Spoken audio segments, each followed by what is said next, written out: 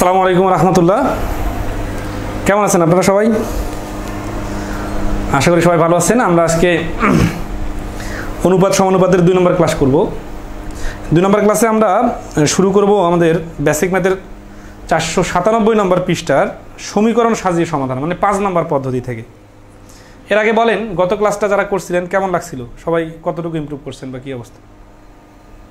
গত ক্লাসে আমরা 104 নম্বর প্রশ্ন পর্যন্ত সমাধান করছিলাম। আপনাদের আজকের ক্লাস শুরু হবে 105 নম্বর অঙ্ক থেকে।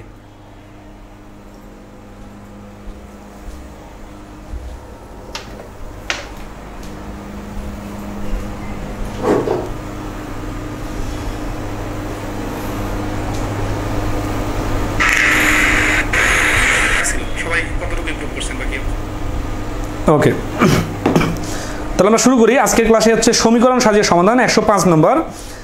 3টি সংখ্যার অনুপাত 4, 5, 6 এর মধ্যম সংখ্যাটির বর্গ 225, বৃহত্তম সংখ্যাটি কত? তো এখানে দেখেন যে এখানে কিন্তু ডাইরেক্ট আপনি 5 অংশের মান 225 এইভাবে বলতে পারবেন না, ঠিক আছে?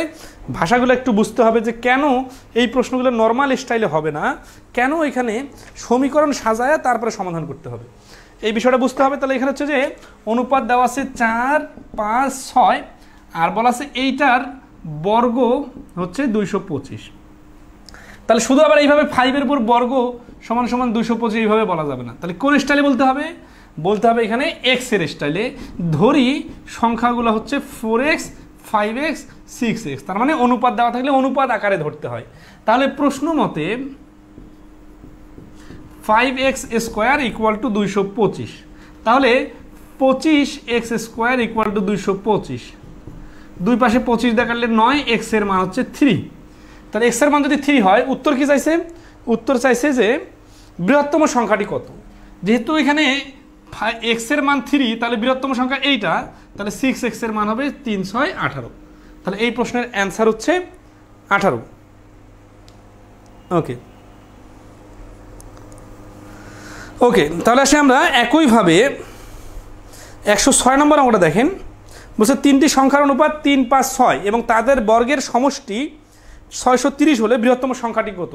এই অঙ্কগুলোতে অযথা টেকনিক অ্যাপ্লাই করতে গেলে হবে না, কারণ এখানে বর্গের ব্যাপার আছে, তো এই জন্য এইভাবেই করবেন, জাস্ট 3টা বর্গ বাইর করে যোগ করতে হবে, ঠিক আছে? ওকে, আসি আমরা 107 নম্বর অঙ্কে যাই। 107 নম্বর অঙ্কে বলছে যে বিনয় ইংরেজিতে প্রাপ্ত নম্বরের 3 গুণ নম্বর অঙ্কে পায়। এই যে 3 গুণ মানে হচ্ছে যে 1:3 মানে x আর 3x। অঙ্ক ইতিহাসে তার নম্বরের অনুপাত 4:3। যদি অঙ্ক ইংরেজি ও ইতিহাসে সে মোট 125 নম্বর পায়, তবে ইংরেজিতে তার নম্বর কত? আচ্ছা, তো এখানে হচ্ছে যে অনেকগুলো সম্পর্ক দেওয়া আছে। ওই যে আমরা পিতা পুত্রের একগুলো অঙ্ক পড়ি না, পুত্র থেকে পিতার বয়স 4 গুণ। এই 4 গুণ মানে যা, 1:4 মানে তা। তাহলে এই ভাষাগুলো আপনাদের বুঝতে হবে, তাহলে আপনাদের অঙ্ক করতে সুবিধা হবে। তাহলে প্রথমে বলছে কি যে ইংরেজিতে প্রাপ্ত নম্বরের 3 গুণ নম্বর অঙ্কে পায়। তাহলে ইংরেজি আর অঙ্কের যে রিলেশনটা সেটা হচ্ছে 1:3। আচ্ছা, কেন আমরা রেশিও বানালাম? কারণ তার পরেরগুলো তো রেশিও আছে। অঙ্ক ইতিহাসে তার নম্বরের অনুপাত 4:3। তাহলে এখানে অঙ্ক আর ইতিহাস এই দুটো আলাদা সাবজেক্ট, এইখানকার রেশিও হচ্ছে কত? 4:3। তাহলে খেয়াল করেন এই অঙ্ক 2 জায়গাতে কমন। তাহলে 2 জায়গাতে অঙ্ক কমন, কিন্তু অঙ্কের মান 2টা কমন না। তাহলে অঙ্কের মান 2টাকে আগে কমন করার সিস্টেমটা কি? আগের নিয়মে আমরা যেটা শিখছিলাম যে এটা লসাগু করতে হয়। 3 আর 4 এর লসাগু হচ্ছে 12। তার মানে এখানে 12 বানাবো, একেও 12 বানাবো। তাহলে একে 12 বানাইতে যে 4 গুণ করছি, তাহলে এটাও 4 গুণ হয়ে যাবে। একে 12 বানাইতে যে 3 গুণ করছি, তাহলে একেও 3 গুণ করে হয়ে যাবে কত? 9।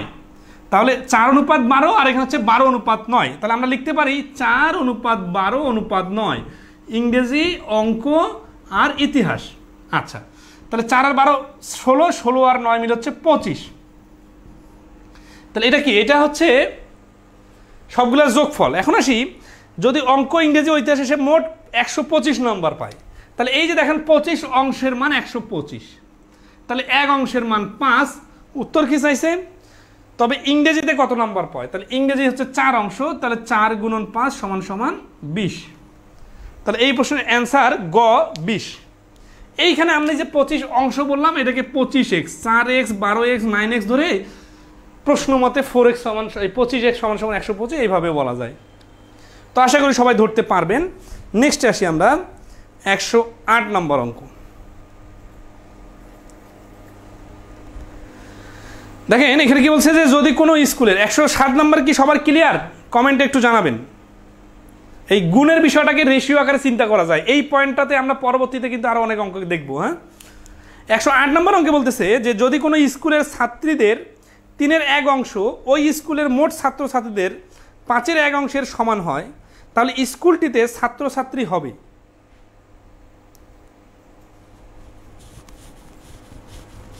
তাহলে দেখেন যদি কোনো স্কুলের ছাত্রীদের 3/1 অংশ ওই স্কুলের মোট ছাত্রছাত্রীদের 5/1 অংশের সমান হয়, তাহলে স্কুলটিতে ছাত্র অনুপাত ছাত্রী হবে, মানে ছাত্র আর ছাত্রীর রেশিও বাড়ি করতে বলছে। তাহলে এখানে আমরা দেখতেছি যে 5/1 অংশ আর 3/1 অংশ, তাই না? তাহলে যদি আমরা সমীকরণ আকারে সাজাই, ধরি ছাত্র হচ্ছে x, তাহলে আর ছাত্রী হচ্ছে y। কেন দুইটা ধরলাম? কারণ ছাত্র থেকে ছাত্রী বাড়ি করার কোনো ক্লু দেওয়া নাই। তাহলে প্রশ্ন মতে এই যে ছাত্রীদের y এর 3/1 অংশ ইকুয়াল টু ছাত্রছাত্রীদের 5/1 অংশের সমান। তাহলে এখানে একটা জিনিস খেয়াল করেন যে 3/1 অংশ আছে না, এটা কিন্তু ছাত্রীদের, আর এখানে ছাত্রছাত্রীদের, এই জন্য ছাত্রছাত্রী যোগ করে তার অংশ, এই দুটো সমান সমান। সাধারণত এক্স ওয়াই দুইটা রাশি থাকলে তখন দুইটা সমীকরণ না হলে সমাধান আসে না, কিন্তু এখানে সমাধান বাইর করতে বলা নাই, মানে এক্স ওয়াই এর মান বাইর করতে বলা নাই, জাস্ট অনুপাত বাইর করতে বলছে। তো অনুপাতের অঙ্ক আমরা আগেও টাইম অ্যান্ড স্পিডে দেখছিলাম। তো এখানে হচ্ছে কি যে y/3 equal to x plus y/5। তাহলে আর যদি আমরা গুণ করি 5y equal to 3x plus 3y, তাহলে এই পাশে যদি নিয়ে আসি 2y ইকুয়াল টু 3x, তাহলে 3x ইকুয়াল যদি 2y হয়, তাহলে আসতেছি যে x/y ইকুয়াল টু 2/3, তার মানে x অনুপাত y সমান সমান 2:3। অর্থাৎ এই প্রশ্নটার অ্যান্সার হচ্ছে 2:3। এইটা হচ্ছে লিখিত আকারে। এখন আসি আমরা যদি ভগ্নাংশ আকারে চিন্তা করি, ভগ্নাংশ আকারে চিন্তা করলে এইটা হচ্ছে ছাত্রী আর এটা হচ্ছে ছাত্রছাত্রী। তো দেখেন তো এখানে আমরা ভগ্নাংশের ক্লাসে শিখছিলাম যে নিচেরটাকে মোট ধরে হিসাব করা যায়। তাহলে মোট যদি 5 জন হয় ছাত্রছাত্রী, এর মধ্যে এই 3 জন যদি ছাত্রী হয়, তাহলে ছাত্র কতজন? ছাত্র হচ্ছে 2 জন। 5 - 2 3 = 2। তাহলে আমরা ছাত্র আর ছাত্রীর রেশিও বলতে পারি 3। এই যে ছাত্রী হচ্ছে 3 জন আর ছাত্র হচ্ছে 2 জন, তাহলে অনুপাত হচ্ছে 2:3। এইভাবেও কিন্তু মুখে মুখে করা যায়। ঠিক আছে, আশা করি 108 নম্বরটা সবাই ক্লিয়ার। 109 নম্বর অঙ্ক, এইরকম অঙ্ক বয়সের অধ্যায়ও আছে, একটু দেখেন। 108 নম্বর সবাই ক্লিয়ার কিনা একটু জানাবেন। দেখেন লিখিত করে দেওয়ার পরে কিন্তু শর্টকাট দেখাই দিলাম। 109 নম্বর বলছে যে 2 জন ছাত্রের গণিতে প্রাপ্ত নম্বরের অনুপাত 3:1। প্রথম ছাত্র 5 নম্বর কম, দ্বিতীয় ছাত্র 10 নম্বর বেশি পেলে তাদের অনুপাত হবে 2:1। তাদের প্রাপ্ত নম্বর হচ্ছে।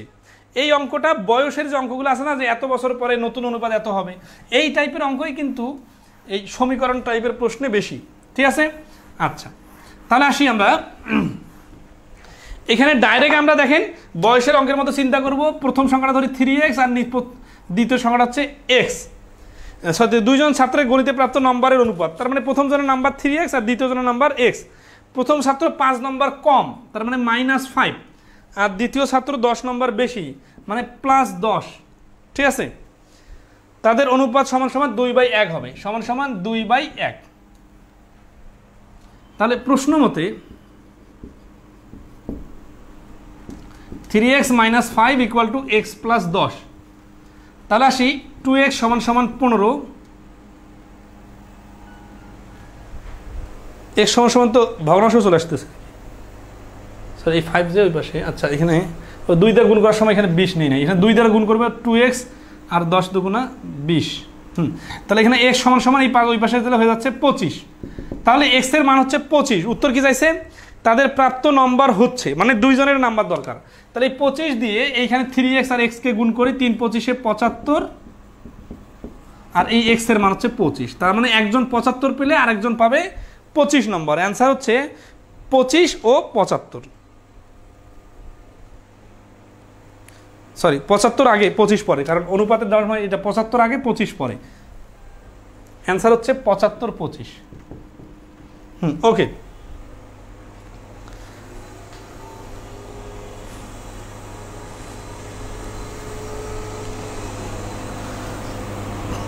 আল আমিন 3:2 হলো না। না, ছাত্রী যেহেতু 3, ছাত্রীটা পরে বলছে, ছাত্রের কথা আগে বলছে, এই জন্য ছাত্র 2 লিখে 2:3 হবে অ্যান্সার।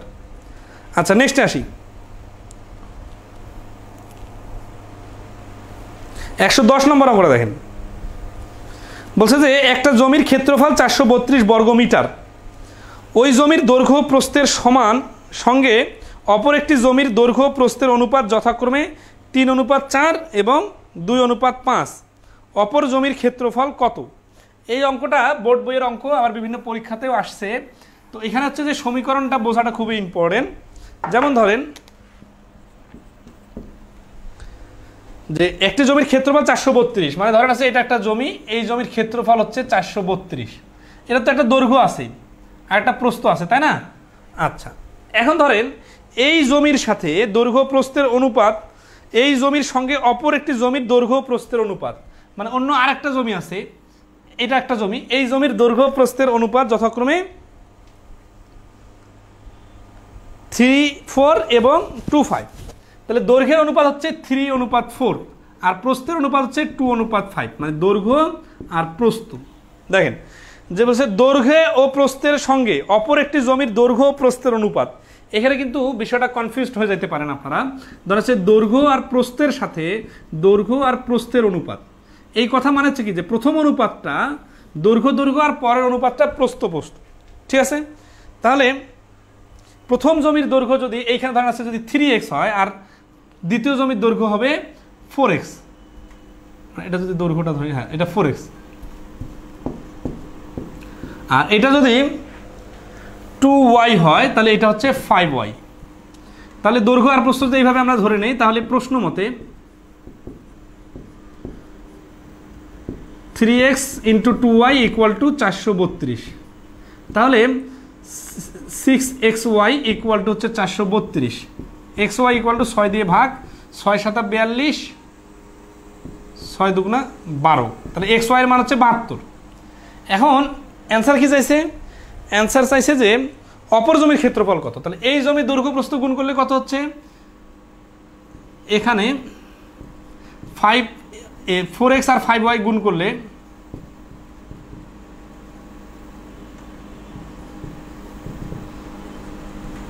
এটার ভ্যালুটা হচ্ছে আমাদের অ্যান্সার। তাহলে 20xy, তাহলে 20 গুণন xy এর মান হচ্ছে 72 সমান 72 দুগুণে 144 আর 0 1440।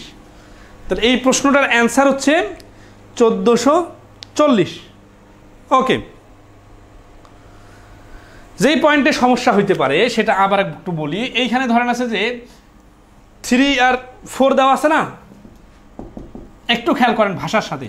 দৈর্ঘ্য প্রস্থের অনুপাত যদি কেউ মনে করেন 3:4, তাহলে ভুল হবে। কেন ভুল হবে? কারণ দৈর্ঘ্যের অনুপাতের সাথে প্রস্থের অনুপাত, তার মানে দৈর্ঘ্য দুইটা একসাথে। না হলে তো দেখেন দৈর্ঘ্য আগে 3 আর প্রস্থ 4, এটা কি হয়? হয় না। তার মানে 3:4 মানে কিন্তু দৈর্ঘ্য প্রস্থের অনুপাত না। এটা অনেকে ভুল এই জন্য করতে পারেন কারণ এই রকম শত শত হাজার হাজার অঙ্ক আপনারা করছেন যেখানে দৈর্ঘ্য আর প্রস্থের অনুপাত দেওয়া ছিল, যেমন জ্যামিতির অধ্যায় এরকম অনেক অঙ্ক আছে। কিন্তু এই প্রশ্নটাতে হচ্ছে দুইটা আলাদা আলাদা জমি, এই জমিটার দৈর্ঘ্যের অনুপাত 3:4 আর প্রস্থের, এইটার দৈর্ঘ্য এটা দৈর্ঘ্যের অনুপাত 3:4 আর প্রস্থের অনুপাত হচ্ছে 2:5। তাহলে এটা প্রস্থ, এটা প্রস্থ। কেউ যদি এটাকে দৈর্ঘ্য প্রস্থ, এটাকে দৈর্ঘ্য প্রস্থ মনে করেন, তাহলে একটু দেখেন তো ভাষাগত ভুল হচ্ছে কিনা। প্রথমে 2 ছোট, এটা কি দৈর্ঘ্য হইতে পারে? না। এই জন্য বুঝে নিতে হবে যে এটা দুইটা দৈর্ঘ্য আর এটা দুইটা প্রস্থ। আশা করি কনফিউশন সহ ক্লিয়ার। আপনি জিজ্ঞাসা কি করবেন? কেউ কিন্তু জিজ্ঞাসা করেন নাই যে এটা বুঝতেছি না বা এটা এরকম মনে হচ্ছে, ভুল অ্যান্সার আসতেছে। আমি কিন্তু নিজে থেকে বলে দিলাম। তো এটা হচ্ছে অভিজ্ঞতার ফসল। ওকে, আশা করি 110 নম্বর ক্লিয়ার। আলামিন বলছেন জি এটাই ভাবছি, আপনি ভাবার আগে আমি অ্যান্সার দিয়ে দিছি ইনশাল্লাহ। তো আসি 111 নম্বর আসুন। নীলপরি 5 তো বড় স্যার, এটা কি প্রশ্ন? আরে ভাই দেখেন আপনাদের বিষয়টা বলি, এই ধরেন এই 5 যখন বলতেছে প্রশ্ন, তখন কি আপনাকে বলছে যে 2 দৈর্ঘ্য?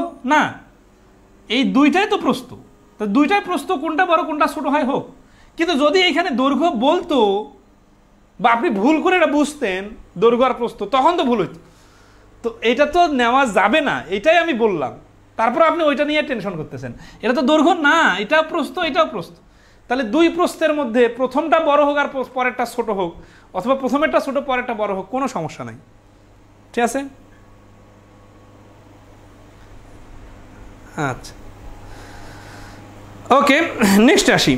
111 নম্বরে বলছে দুটি সংখ্যার অনুপাত। এখানে একটা খুব স্পেশাল টেকনিক শিখবো, এটা আমাদের রেশিও অনুপাতের ম্যাজিক নামে একটা ক্লাস আছে ইউটিউবে, ওটা দেখে নেবেন। ঠিক আছে, 111 নম্বর অঙ্ক দেখেন।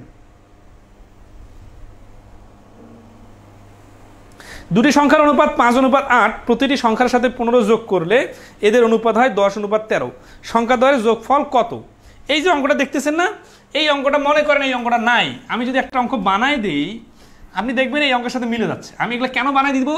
কারণ যাতে আপনারা সিমিলার অঙ্কগুলা একসাথে কিভাবে ভাবতে হয় এই আইডিয়াটা আপনার ডেভেলপ হয়।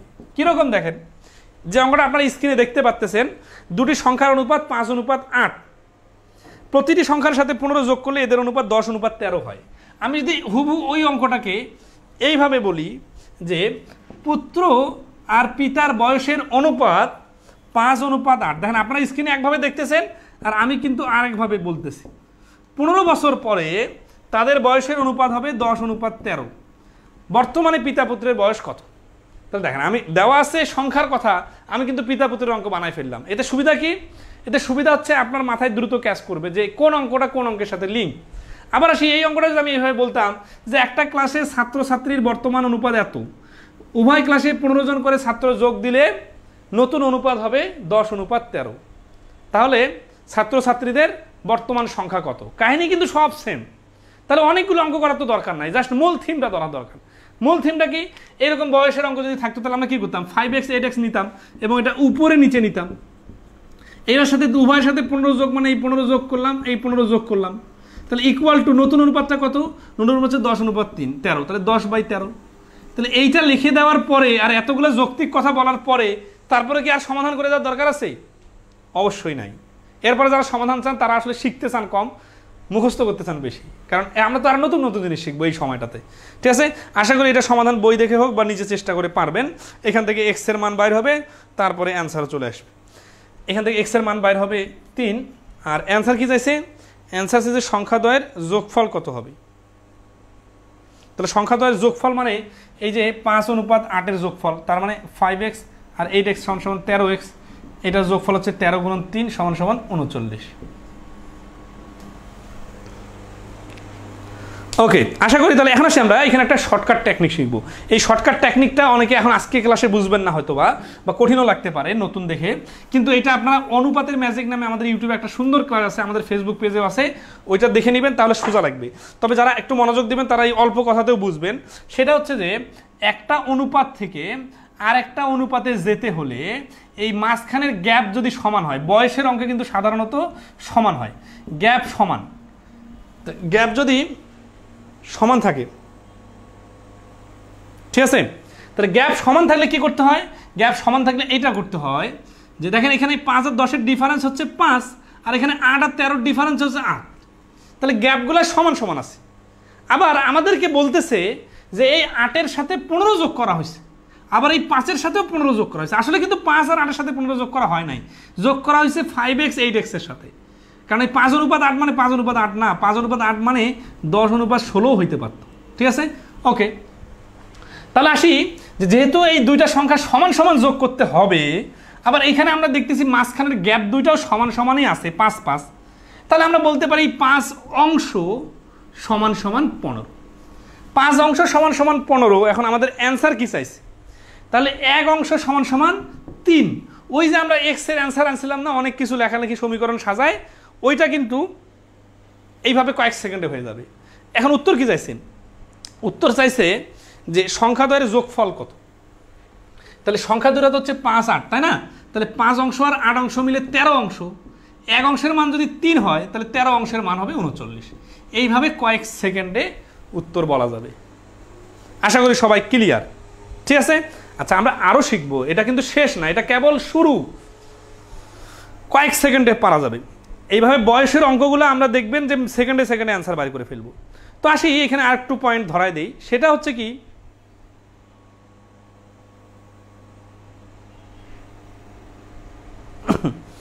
111 নম্বর অঙ্কটা আবার অপশন টেস্ট করে করা যায়। দেখেন তো যে সংখ্যা দুটোর যোগফল চাইছে, তাহলে আমরা যে শিখছিলাম যে যোগফল হতে পারবে না এরকম একটা আইটেম শিখছিলাম না? তাহলে 5:8 মানে কি, যে যোগফলটা 13 দিয়ে বিভাজ্য একটা সংখ্যা হইতে হবে।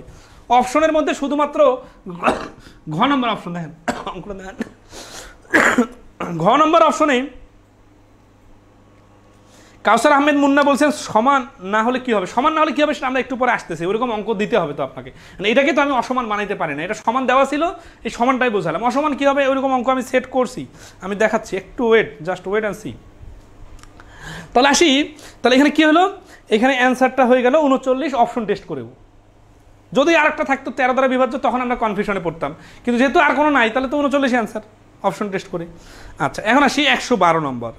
এই 112 নম্বর আমরা যাদের কাছে বই আছে তারা দেখেন, আপনারা যারা যারা বিভিন্ন পয়েন্টে কনফিউজড তারা কিন্তু এইখানে ব্যাখ্যাটা পাবেন। মামা এখানে এই 113 নম্বর অঙ্কের সমাধানের নিচের দিকে কিছু ব্যাখ্যা দেওয়া আছে, ওটা একটু সিনিপেন টুল দিয়ে দেখান, আমি অঙ্কটা করে দেওয়ার শেষে দেখা দিবেন। 112 নম্বর বলছে যে দুটি সংখ্যার অনুপাত 5:8। আগের অঙ্কের সাথে হুবহু মিল আছে, জাস্ট ভেরিয়েশনটা দেখেন। উভয়ের সাথে 2 যোগ করলে, উভয়ের সাথে 2 যোগ করলে মানে কি সমান সমান সংখ্যা যোগ করতেছে, অনুপাতটি 2:3 হয়। সংখ্যা দুটি কি কি, সংখ্যা দুটি কি কি? আচ্ছা, এইখানে দেখেন তো আপনাদের যে অ্যান্সারটা আপনারা চাচ্ছেন সেটা তো অটোমেটিক্যালি আমি বলে দিব, একটু সময় দিতে হবে। এক অঙ্কে সব কথা শুনতে চাইলে তো সব কথা বলা যাবে না, ঠিক আছে? তাহলে এইখানে অনুপাতটা 2:3। এখন এখানে রিটেন ফরম্যাটটা কী হবে আবার দেখা দিতে হবে। রিটেন ফরম্যাটটা এরকম হবে 5x 8x + 2 + 2 = 2/3। এটা সমাধান করে নেবেন। তাহলে এই যে একই স্টাইলে বারবার হাজারবার অঙ্ক করে দেওয়া সময় নষ্ট না, আপনারা মাথা খাটাবেন এটা। হ্যাঁ, ওকে, রিটেন সমাধান হচ্ছে এইটা। আর আমরা যে টেকনিকটা শিখলাম ওইটা যদি অ্যাপ্লিকেশন দেখি, আমরা এখানে বুঝতেছি যে 2 যোগ করা হয়েছে, এখানেও বুঝতেছি 2 যোগ করা হয়েছে, কিন্তু এবার এই 8 আর 3-এর ডিফারেন্স কত? 5। এইখানে ডিফারেন্স হচ্ছে 3। এই যে সমান সমান নাই, কিন্তু আসলে তো সমান সমান হইতে হবে। কেন সমান সমান হইতে হবে? কারণ 2 জায়গাতে যেহেতু আমি 2 যোগ করে নিচেরটা আনতেছি, তাহলে সমান সমান নাই, যেহেতু সমান সমান করতে হবে। এখন আসি সমান সমান থাকলে তো ডাইরেক্ট হয়ে গেল, আর না থাকলে সমান সমান করার টেকনিকটা কি? এই টেকনিকটা আবার আপনি আইডিয়া করে করে করবেন, তাহলে তো আপনার আইডিয়াতে সময় সব শেষ হয়ে যাবে। আমরা দ্রুত করতে যে আরও বেশি সময় নিয়ে ফেলবো না, স্মার্টলি এইভাবে যে এটা হচ্ছে এই 2 আর 1 3-এর যে ডিফারেন্স আছে 1, এই 1 দিয়ে উপরের 2টা অনুপাতকে গুণ করতে হয়। তাহলে কত হচ্ছে? 5 × 5 5 8-এ থাকে। আবার এই উপরের 5 আর 8-এর যে ডিফারেন্স, এটা ডিফারেন্স কত? 5 আর 8-এর ডিফারেন্স 3। এই 3 দিয়ে আমাদের এই 2টাকে গুণ করতে হবে। তাহলে গুণ করলে কত হচ্ছে দেখেন তো, 3 × 2 = 6, 3 × 3 = 9। এখন বলেন এই 2:3-কে 6:9 লেখা যায় কি না? অবশ্যই যায়। কেন যায়? কারণ আমরা জানি অনুপাতকে ইচ্ছা মতো বাড়ানো বা কমানো যায়।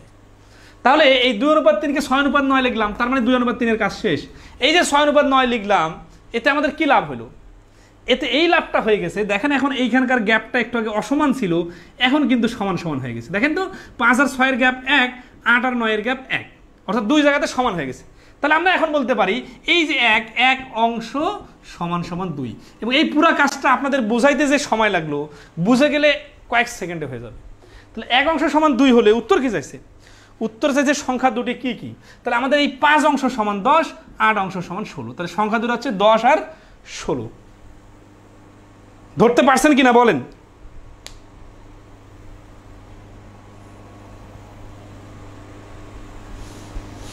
এই অঙ্কটা অপশন টেস্টও করতে পারবেন, কিন্তু আমরা যে এই টেকনিকটা শিখতেছি এটা কি 5টা 10টা অঙ্ক করার জন্য না, এটা শত শত অঙ্ক হবে, আমি দেখাই দিব। ঠিক আছে, আসি। তাহলে এই যে 112 নম্বর অঙ্কে আমরা দেখলাম যে অনুপাতকে আমরা ইচ্ছা মতো হ্যান্ডেল করে গ্যাপ দেওয়া। আচ্ছা, আপনার স্ক্রিনে একটু দেখেন, এই যে কথাগুলো বললাম এই কথাগুলো বইয়ে মামা হয় নাই, সমাধান কেন দেখাচ্ছে? সমাধানের নিচে ব্যাখ্যা দেওয়া আছে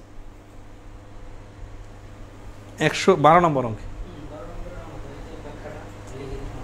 শর্টকাটের ব্যাখ্যা। এলিগেশন দেখাইতে বলি নাই, নিচে বললাম তখন কি বুঝলেন? ওইখানে হয়তো অপর পৃষ্ঠা চলে গেছে। 113 উপরের অংশটা বুঝছেন না, যেটা টেবিল করে দেওয়া আছে। আচ্ছা বাদ, ওকে। এই বিষয়টা বইয়ে দেওয়া আছে।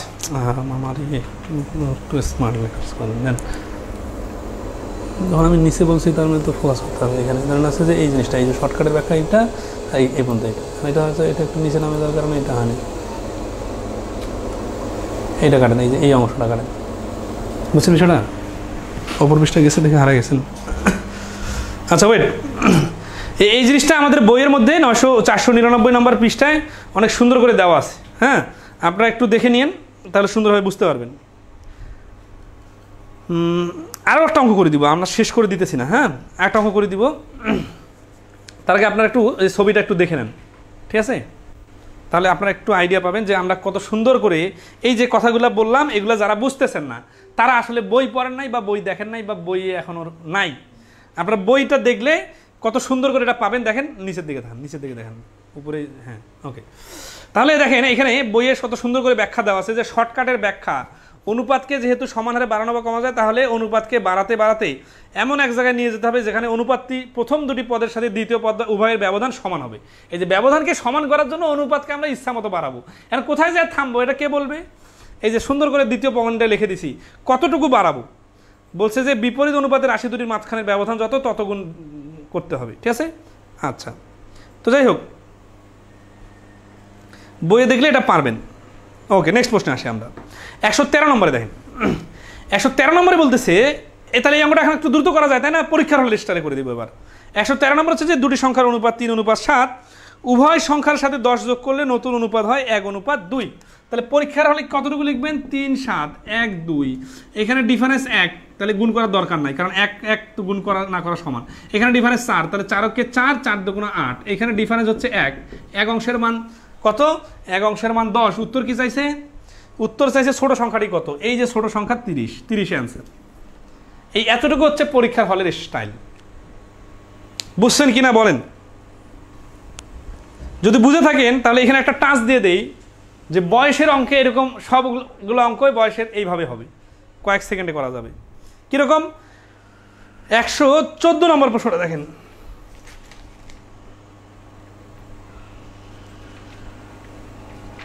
সবাইকে ক্লিয়ার হচ্ছেন কিনা বলেন? এক্স ও ওয়াই এর বয়সের অনুপাত 3:1। 5 বছর পর তাদের বয়সের অনুপাত হবে 5:2। তাহলে উত্তর কি চাইছে? যে তাদের বর্তমান বয়স কত। দেখেন তো এই বয়সের অঙ্কটা আগের অঙ্কের সাথে মিল আছে কিনা।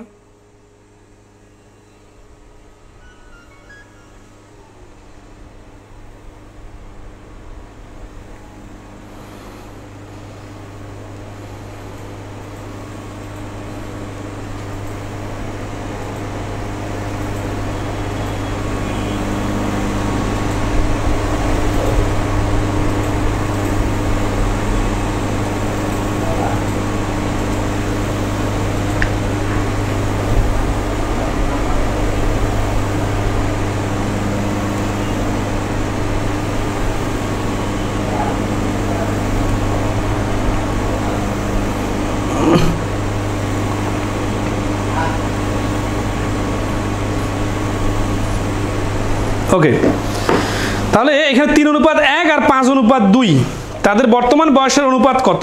বর্তমান বয়স কত দেখেন কয়েক সেকেন্ডে হবে কিন্তু। 3:1 আর পরের অনুপাতটা কত? 5:2। আর মাঝখানে ডিফারেন্স কত বলছে? 5 বছর পরে। তাহলে এখানে আগে সমান করি। এখানে 3 আর 1 এর ডিফারেন্স 2 মানে হচ্ছে 10 আর 4। 5 আর 2 এর ডিফারেন্স 3, 3 9 আর হচ্ছে 3 কে 3। এই যে ডিফারেন্স হচ্ছে 1 অংশের মান 5। 1 অংশের মান 5 হলে উত্তর কি চাইছে? উত্তর চাইছে তাদের বর্তমান বয়স কত। তাহলে 5 লং 45 আর হচ্ছে 15। এই যখন গুণ করে নেবেন তখন আর আগের অনুপাতগুলো ভাবা যাবে না, তখন নতুন অনুপাতগুলো নিয়ে ডিল করতে হবে। ঠিক আছে? ওকে, আশা করি সবাই ধরতে পারছেন। এগুলো পরে আবার কাজে লাগবে, মাথায় রাখিয়েন বিষয়টা। ঠিক আছে? ওকে,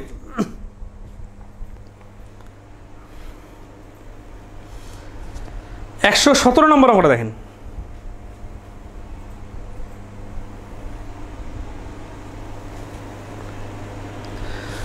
বলছে যে 9 ও 7 এর উভয় পদ থেকে কোন সংখ্যা বিয়োগ করলে নতুন অনুপাত 3:2 হবে। মানে এখানে হচ্ছে যে আগের বার কত যোগ বা কত বিয়োগ করব সেই ডিফারেন্সটা, আর এবার হচ্ছে কি, এবার হচ্ছে যে ওই বিয়োগের বিষয়টা কি বাইর করতে হবে, অনুপাত দুইটা দেওয়া আছে। তাহলে এখানে আমরা কিন্তু যদি সমীকরণ ধরে করি তাহলে কি করব, এই দেখেন ধরি বিয়োগ করতে হবে এক্স, তাহলে প্রশ্ন মতো হবে 9/7, 9 থেকে -x, 7 থেকে -x ইকুয়াল টু 3/2। তারপর বাকিটা ক্যালকুলেশন করলে এক্স এর মান যেটা বাইর হবে সেটা অ্যান্সার। আর শর্টকাটে করতে গেলে এখানে দেখেন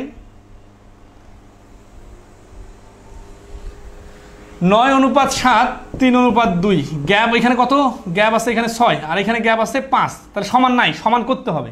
3 আর 2 এর ডিফারেন্স 1, এই 1 দিয়ে গুণ করা না করা সমান, তার মানে উপরের অনুপাতটা 9 এর সাথে থাকবে, কিন্তু 9 এর সাথে ডিফারেন্স 2, তাহলে 2 যেহেতু হলো তাহলে 2 দিয়ে আগে গুণ করি, 3 দুগুণা 6 আর 2 দুগুণা 4। তার মানে দেখেন এখানে এখন 9 আর 6 এর ডিফারেন্স হচ্ছে 3, 7 আর 4 এর ডিফারেন্স 3। তার মানে এই ডিফারেন্সটাই হচ্ছে আমাদের এবার অ্যান্সার। কেন? কারণ 3 বিয়োগ করলে অ্যান্সারটা নতুন অনুপাতটা হবে। উত্তর কি চাইছে? উত্তর চাইছে কত বিয়োগ করতে হবে, তাহলে 3 বিয়োগ করতে হবে অনুপাত থেকে। এ তো সবাই খুব ভালো বুঝতেছেন, অ্যান্সার খুব দ্রুত বলতে পারতেছেন। নাইস, ওকে। তাহলে আমরা আশা করি এই আইটেমটা সম্বন্ধে আপনাদের মোটামুটি একটা ধারণা চলে আসছে, তাই না? আচ্ছা, তাহলে 120 নম্বর অঙ্ক করব। আর আপনারা যারা একটু বেশি দুর্বল আছেন তারা একটু আগে বই দেখবেন, আগে বই দেখলে আপনাদের বুঝতে সুবিধা হবে, ঠিক আছে?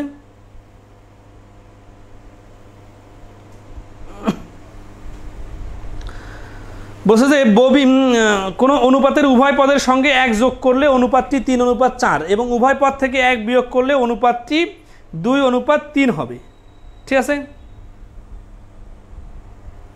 তাহলে এখানে হচ্ছে যে কি দেখেন, যে এখানে যে অনুপাতটা দেওয়া আছে, দুইটা অনুপাত দেওয়া আছে, তাই না? তাহলে এই অনুপাতের মাঝখানের গ্যাপটাকে নিয়ে একটু ভাবেন, এবং এই অনুপাতটাকে আমি যদি একটু বয়সের অঙ্কের সাথে কম্পেয়ার করি তাহলে বিষয়টা এইরকম যে 1 বছর পরের অনুপাত হচ্ছে 3:4 আর 1 বছর আগের অনুপাত হচ্ছে 2:3। এই 3 বছর 3:4 আর 2:3, এইটা হচ্ছে 1 বছর পরে আর এটা হচ্ছে 1 বছর আগে। তার মানে এইখানে একটা গ্যাপ আছে, এই গ্যাপটা হচ্ছে 2। কিভাবে বুঝতেছেন সবাই অনুপাতের গ্যাপটা? ওকে, তাহলে আসি যে উভয় পদ থেকে 1 বিয়োগ করলে 2:3 হয়। অ্যান্সার কি চাইছে? অ্যান্সার চাইছে যে কোন অনুপাতের সাথে, কোন অনুপাতের উভয় পদের সঙ্গে 1 যোগ করলে, মানে শুরুর অনুপাতটা চাইছে, তাই না? তাহলে আমরা এটা গ্যাপটা বাইর করে নিই। 2:3 এর মান কত? 2:3 এর মান হচ্ছে 1 গ্যাপ, এখানে গ্যাপ 1, গ্যাপ 1 আছে মানে কি যে এখানেও তাহলে গ্যাপ তো সমান সমানই আছে, তাহলে 1 অংশের মান 2, তাহলে 1 অংশের মান 2 হলে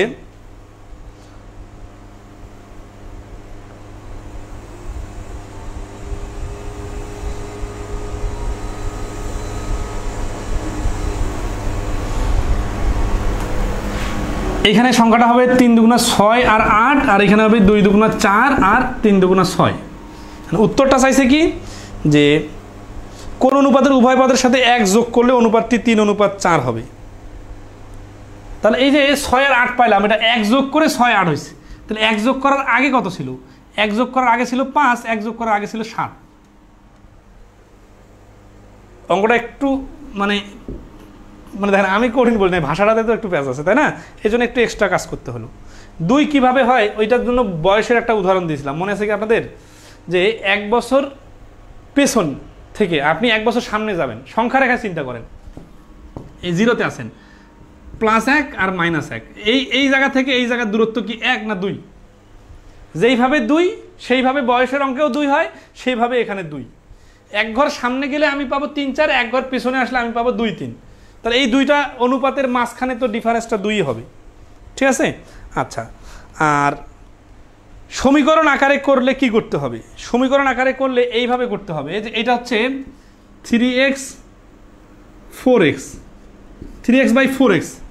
এখান থেকে প্রথমে 1 বিয়োগ করতে হবে, তাহলে বর্তমান অনুপাতটা পাওয়া যাবে। সেই বর্তমান অনুপাত থেকে আরও 1 বিয়োগ করলে পূর্বের অনুপাতটা পাওয়া যাবে, সেটা হচ্ছে 2/3। তাহলে একটু প্র্যাকটিক্যালি বলি। আচ্ছা, আপনাদেরকে এখন তাহলে আর গল্প লিখে দিতে হবে, বয়সের অঙ্কের মতো করে লিখে দিতে হবে। সেটা হচ্ছে যে ধরেন আপনি এইখানে আছেন, এখান থেকে 1 যোগ করে, এটা একটা অনুপাত, ঠিক আছে, মনে করেন x অনুপাত y, এটা 1 যোগ করলে যে নতুন অনুপাতটা দাঁড়াবে সেটা হচ্ছে 3:4, 3/4।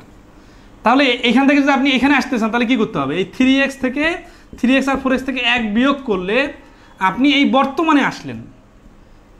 আর আপনি যদি আরও 1 পিছায় আসেন তখন আপনার অনুপাতটা হবে 2:3। তাহলে এইটা সমান সমান তো 2/3 লেখা যায় না, কারণ আপনি বর্তমানে দাঁড়িয়ে আছেন। তাহলে আপনি যদি আরও 1 ঘর অতীতে যাইতে চান তাহলে আবার 1 বিয়োগ করে অতীতে আসতে হবে। কেন অতীতে আসতে হবে? কারণ প্রশ্নেই বলা আছে 1 বিয়োগ করলে, উভয় পক্ষ থেকে 1 বিয়োগ করলে অনুপাতটি 2:3 হয়। ঠিক আছে, আচ্ছা, আশা করি সবাই ক্লিয়ার। 121 নম্বরে আসেন। 2 কোথায় আসলো? এটার জন্য বয়সের কথাটা বললাম, সংখ্যা রেখায় বললাম। তারপরে যদি কেউ না বুঝেন তাহলে আগে সংখ্যা রেখা, তার আগে বয়স চ্যাপ্টার করবেন, তারপরে 121 নম্বর।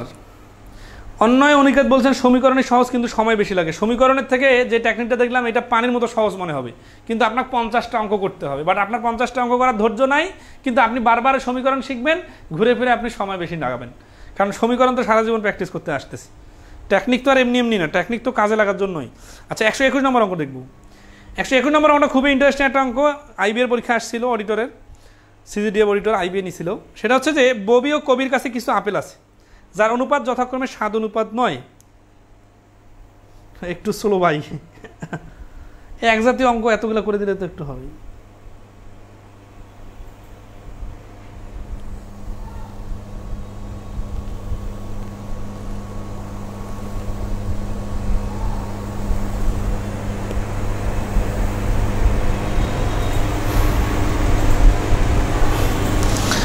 ববি ও কবির কাছে কিছু আপেল আছে যার অনুপাত যথাক্রমে 7:9। যদি কবি ও ববিকে 21টি আপেল দিয়ে দেয় তাহলে ববি ও কবির কাছে থাকা আপেলের অনুপাত হবে 7:6। আবার যদি ববি ও কবিকে 11টি আপেল দিয়ে দেয় তাহলে ববি ও কবির কাছে থাকা আপেলের অনুপাত হবে 5:8। কবির কাছে ববি অপেক্ষা কতটি আপেল বেশি আছে? এই অঙ্কটাকে 2টা পার্ট বানায় নেন। শেষের পার্টটা ছাড়াই কিন্তু প্রথম পার্টের অ্যান্সার বাইর করা সম্ভব হবে। কিভাবে দেখেন, যে বলছে যে প্রথমে অনুপাত হচ্ছে 7:9, আর পরবর্তীতে অনুপাত কত, যে 21টি আপেল যদি দিয়ে দেয় তাহলে অনুপাত হবে 7:6। এইটুকু থেকেই কিন্তু অ্যান্সার বাড়ি করা সম্ভব। দ্বিতীয় অংশটার দরকারই নাই। তাহলে কেন দিছে? আপনাকে কনফিউজ করার জন্য দিছে।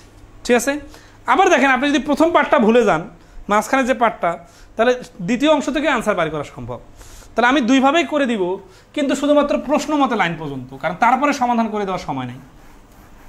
তাহলে এখানে আসি, ববি ও কবির অনুপাত হচ্ছে 7:9। দেখেন, নাম কিন্তু উল্টাপাল্টা করা যাবে না, কাছাকাছি নাম দিয়ে কিন্তু কনফিউজ করে দিতে পারে। ববি আর কবি এদের অনুপাত কত ছিল? 7:9। এরপরে কি বলতেছে, যদি কবি, কবি মানে এই কবি, এই ববি না, কিন্তু যার নাম শুরুতে বলছে তার দিয়ে শুরু হবে, বিষয়টা এরকম না।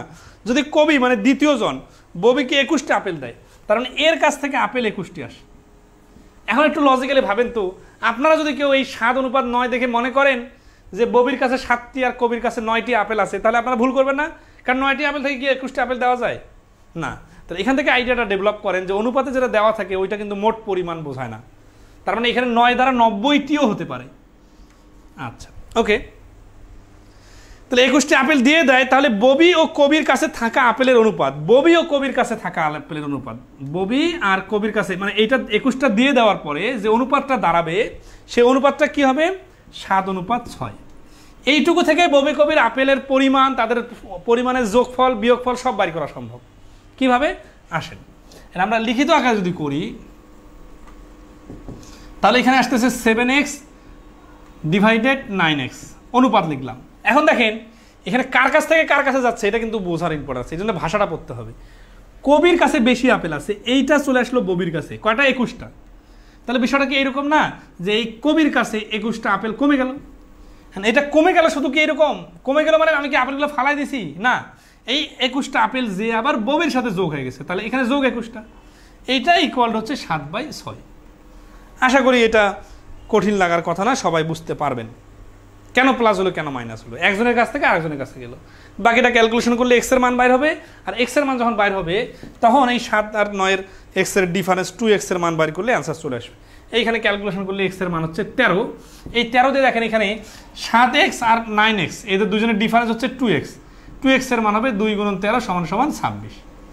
খুব বেশি কঠিন কিছু না, জাস্ট ভাষাটা বোঝাটা ইম্পর্টেন্ট, শেষের অংশের দরকার নাই, অথবা প্রথম অংশ দিয়ে অ্যান্সার হবে এটা বুঝতে হবে।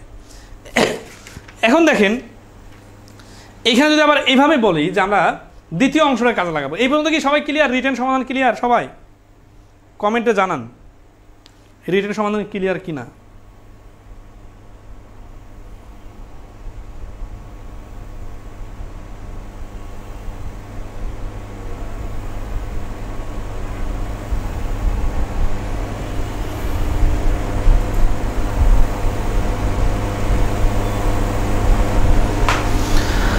আচ্ছা, এখন দেখেন এই অঙ্কটা যদি আমরা এই অংশটা না করে দ্বিতীয় অংশটা পড়ি, মানে প্রথম অংশটা ভুলে যাই, দ্বিতীয় অংশটা পড়ি। আবার যদি মানে কি যে এই কাজ হয়ে গেছে তারপরে আবার বিষয়টা এরকম না, বিষয়টা এই রকম যে যদি এই কাজটা মানে এই কবি যে ববিকে 21টা আপেল দিল, এই কাজটা এ যদি না করতো, না করে ববি কবিকে আবার 11টি আপেল দেয়, তার মানে এই যে যার কাছে ববি এর 11টা আপেল যদি এর কাছে যায়, তার মানে বিষয়টা উল্টা যদি হয়, তখন কি দাঁড়ায়? তখন যে অনুপাতটা দাঁড়ায় সেটা হচ্ছে ববি আর কবির অনুপাতটা হচ্ছে তখন নতুন অনুপাত হবে অবশ্যই, সেটা হচ্ছে 5:8। তাহলে স্টাইলটা একই হবে, 7x 9x, এইখানে শুধু মাইনাসটা এইখান থেকে হবে, এইখানে 11টা চলে যাবে কার কাছে? এইখানে তখন প্লাস হবে, তখন অনুপাতটা দাঁড়াবে 5/8। বাকিটা করে নেবেন। আচ্ছা, এখন আমাকে বলেন তো রিটেনে কি আর নতুন কিছু শেখার আছে? নাই, শুধু এই যোগ বিয়োগের খেলাটা করেই শেষ। এইভাবেই সবাই সমাধান দিবে। ওকে ডান। এখন আসি আমরা এটা শর্টকাট টেকনিকটা কি দেখবো নাকি এইভাবে ছেড়ে দিব? বলেন এইভাবে চলবে রিটেন নাকি শর্টকাট একটু দেখবো আমরা?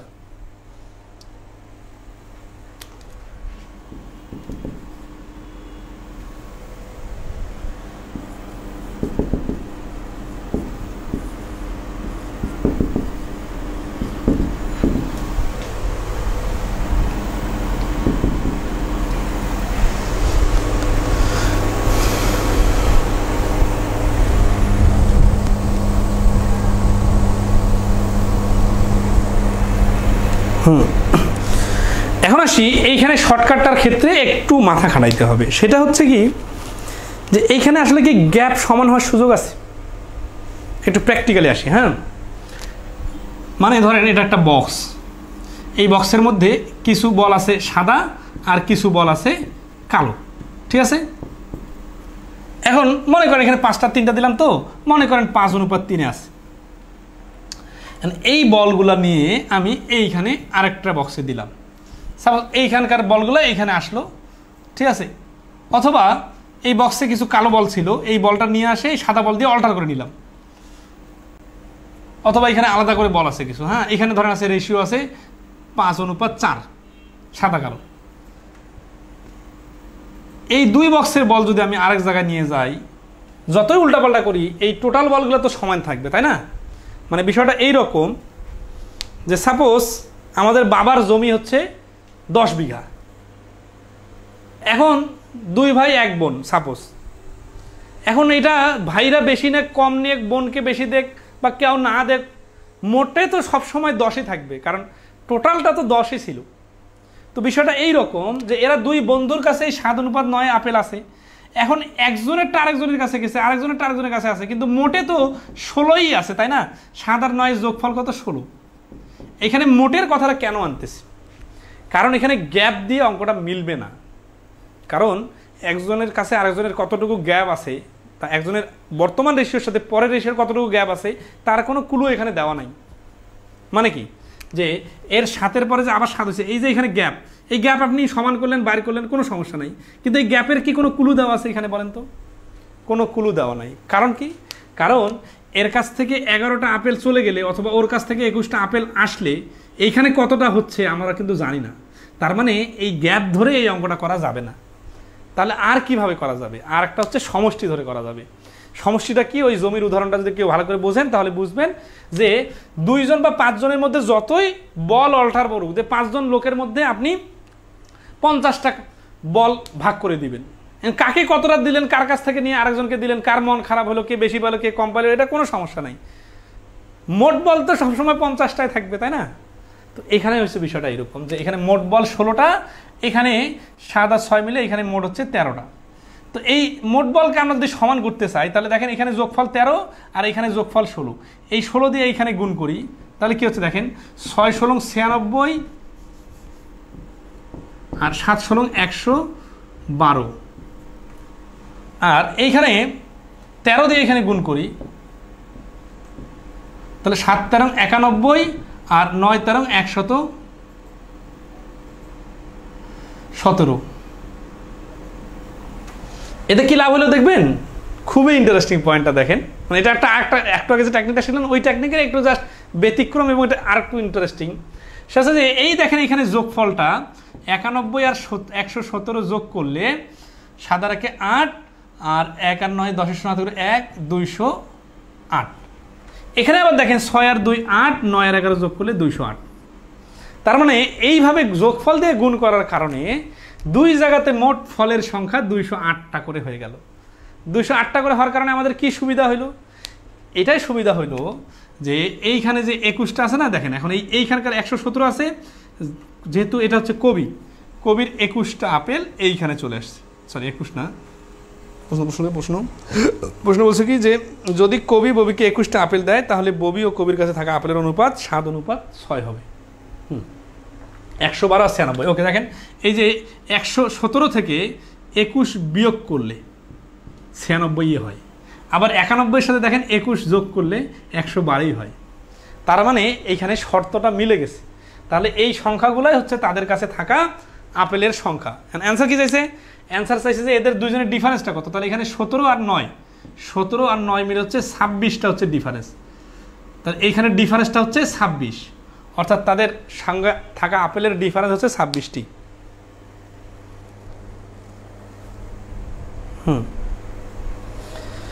লজিকের সাথে অঙ্কের সাথে সমন্বয় করতে যে আপনারা যেটা করবেন জানেন, আগের অঙ্কগুলো এখন কোনটা যোগে হবে কোনটা বিয়োগে হবে এইভাবে চিন্তা করবেন না, অধিকাংশ অঙ্ক হচ্ছে বিয়োগের ওই যে গ্যাপের হিসাবে হয়। কারণ কি, কারণ একটা রেশিও কিছু যোগ করে আরেকটা রেশিও, এই টাইপের অঙ্কই সবসময় বেশি হয়। এইটা একটা ব্যতিক্রম অঙ্ক, কিন্তু এইটারও যে লজিক্যাল ব্যাখ্যাটা সেটা কিন্তু সুন্দর করে আমি দিছি এবং বেশ কয়েকটা উদাহরণ দিয়ে দিছি। ওই যে আরেকজন একটা সুন্দর উদাহরণ দিয়েছেন যে কাঠ খেলার মতো টোটাল কাঠ 52টাই থাকবে, মানে কি যে কে কম পাইলো কে বেশি পাইলো কে ভালো পাইলো কে মন্দ পাইলো, কিন্তু কাঠ তো 52টাই থাকবে। তো এই জন্য আর কি এখানে অঙ্কটা যেহেতু এইরকম, এই জন্য সমষ্টি দিয়ে হিসাব করা হলো। হ্যাঁ, দুইটা নিয়মে শিখলেন, কিন্তু আবার এইটাকে বেশি গুরুত্ব দিয়ে আগের গেলে উল্টাপাল্টা করবেন না, আগের গুলোকে বেশি গুরুত্ব দিবেন, ওইটাই বেশি কাজে লাগবে। আমি তো জানি সব থেকে বেশি অঙ্ক ওইটা দিয়ে হবে, আর এইটা মাঝে মাঝে আসবে। আচ্ছা, দেখেন 122 নম্বর অঙ্ক দেখেন, এটা একটা ইন্টারেস্টিং অঙ্ক যোগফল দিয়ে কাজ করার।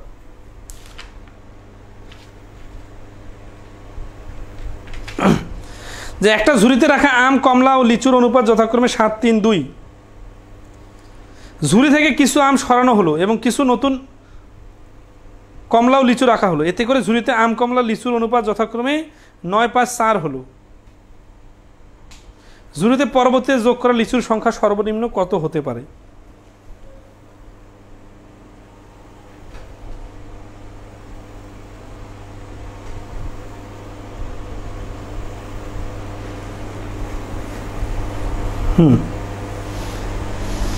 এই অঙ্কটা অনেক সহজ, কিন্তু দেখবে যে অনেকে এটা পারবেন না।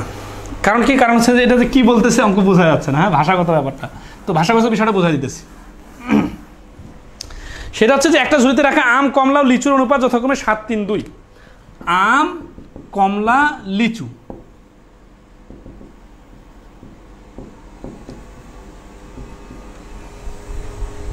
ঝুড়ি থেকে কিছু আম সরানো হলো, মানে এই যে আম আছে 7 মানে তো 70টা হইতে পারে, কিছু আম বাদ দিলাম, বাদ দিলে কি হবে, এর একটা অনুপাত দাঁড়াবে, ঠিক আছে, এরকম হবে।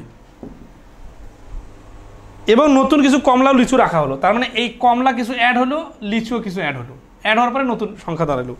এটা কি হচ্ছে, এতে করে ঝুড়িতে আম, কমলা ও লিচুর অনুপাত যথাক্রমে 9, 5, 4 হয়ে গেল। তাহলে এই যে নতুন অনুপাতটা হয়ে গেল 9, 5, 4। ঝুড়িতে পরবর্তীতে যোগ করা লিচুর সংখ্যা সর্বনিম্ন কত হতে পারে?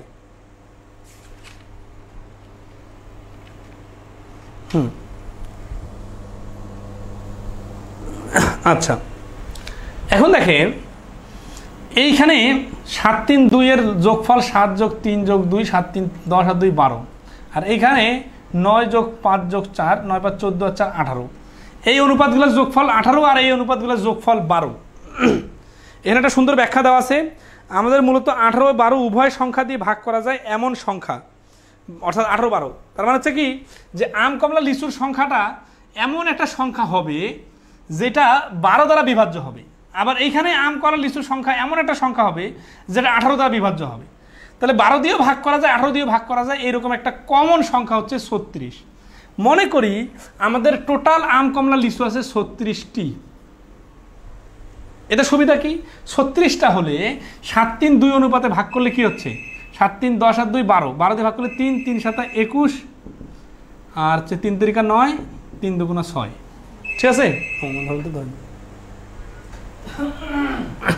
আর এখানে হচ্ছে কি 18 2 36, 2 9 2 18, 5 2 10 আর 4 2 8। তো দেখেন এইখানে যে চান্সটা দাঁড়াইছে সেটা হচ্ছে কি যে এই যে 21টা হয়ে গেছে 18টা, তার মানে এখানে কমছে কতটা, 3টা। এখানে 9 থেকে বাড়ছে কয়টা, 1টা। এখানে 6 থেকে বাড়ছে কয়টা, 2টা। তাহলে এই যে এগুলা কিন্তু পূর্ণ সংখ্যা আসছে, অন্য কোনো সংখ্যা নিলে কিন্তু ভগ্নাংশ আসছে। আচ্ছা, অ্যান্সার কি চাইছে, অ্যান্সার চাইছে যে ঝুড়িতে পরবর্তীতে যোগ করা লিচুর সংখ্যা সর্বনিম্ন কত হতে পারে। সর্বনিম্ন, তাহলে যোগ করা লিচুর সংখ্যা সর্বনিম্ন হতে পারে 2টি।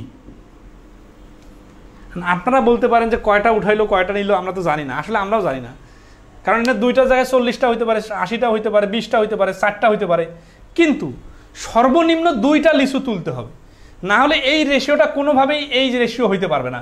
7 3 2 রেশিওটা 9 5 4 কোনোভাবে হতে পারবে না।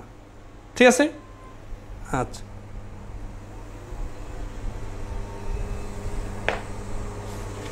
ওকে, নেক্সট আসি 123 নম্বর অঙ্ক। 123 নম্বর অঙ্ক আপনারা পারবেন।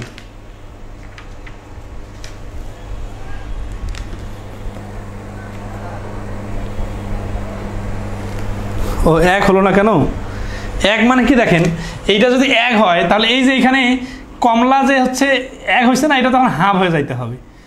তাহলে এটা তো হাফ সংখ্যক কমলা হয় না, পূর্ণ সংখ্যক হইতে হয়। পূর্ণ সংখ্যক মিলাইতে গেলে এই কমলা 1টা হতে হবে, লিচু 2টা হইতে হবে। লিচুকে 1 বানাইলে কমলা 2 হয়ে যাবে, মানে কমলা হাফ হয়ে যাবে। আচ্ছা আসি 123 নম্বর অঙ্কটা দেখেন, এটা নিজে থেকে করবেন। একটা বিদ্যালয় বালক বালিকার সংখ্যার অনুপাত 1:4, সেখানে আরও 140 জন বালক ভর্তি হবার পর বালক ও বালিকার সংখ্যার বর্তমান অনুপাত হলো 2:3। বিদ্যালয়ে বর্তমান ছাত্রছাত্রীর সংখ্যা কত? আচ্ছা, এই অঙ্কটা করে দিতেছি, কিন্তু আগের অঙ্কটার সাথে একটা বলি, এই আগের অঙ্কটার কিন্তু এক্সাক্ট কোনো অ্যান্সার বাইর করা সম্ভব না। কেন? কারণ এই অনুপাত থেকে এই অনুপাত আনতে গেলে অনেক স্টাইলে আনা সম্ভব। এই অনেকগুলো স্টাইলের মধ্যে আমাদেরকে বাইর করতে হবে কোনটা, আমাদেরকে বাইর করতে হবে সর্বনিম্নটা। এই জন্য আমরা সর্বনিম্নটা ধরে হিসাব করলাম।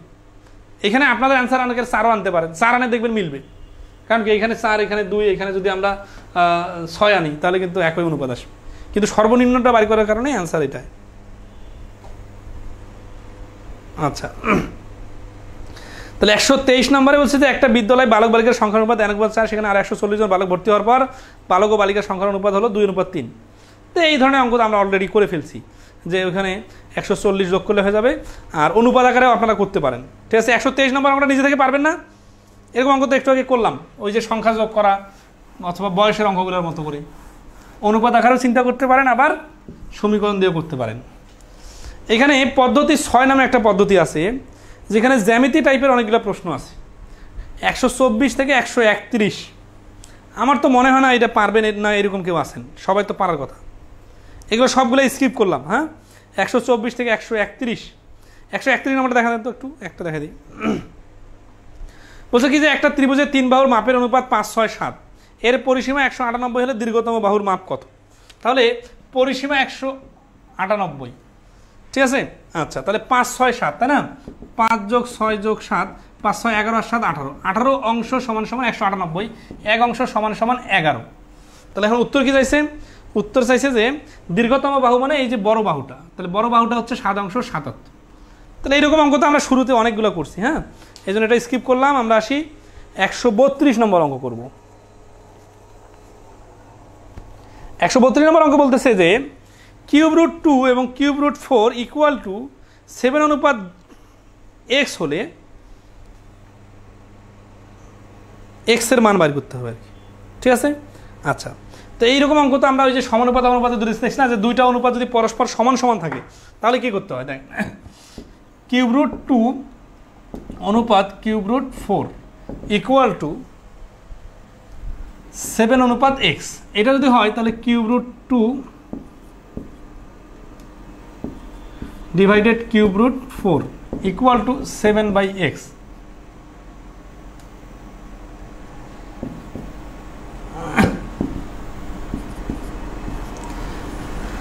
তাহলে দেখেন x into cube root 2 equal to 7 into cube root 4, মানে আর গুণ করে নিলাম। এখন সেই কিউব রুট 2টা ওই পাশে চলে যাবে, ঠিক আছে। অথবা এটা আর ওই পাশে যে শর্ট করা যায়, আবার এখানে একটা শর্ট করা যায়। সেটা হচ্ছে দেখেন যে এখানে দুইটার উপর কিউব রুট আছে না, দুইটার উপর কিউব রুট থাকলে হোল কিউব রুট বানানো যায়। হোল কিউব রুট বানালে কীরকম হচ্ছে দেখেন, যে এই 2/4 হোল কিউব রুট, তার মানে এটা হচ্ছে 1/2 whole cube root equal to 7/x।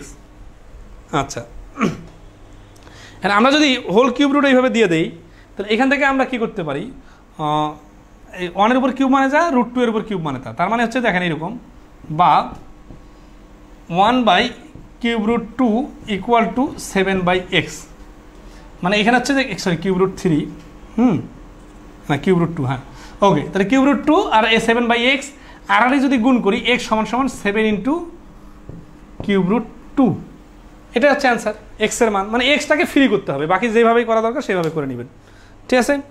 ওকে, আসি 133 নম্বর অঙ্ক। এই বন্ধুকে সবাই ক্লিয়ার কিনা বলেন।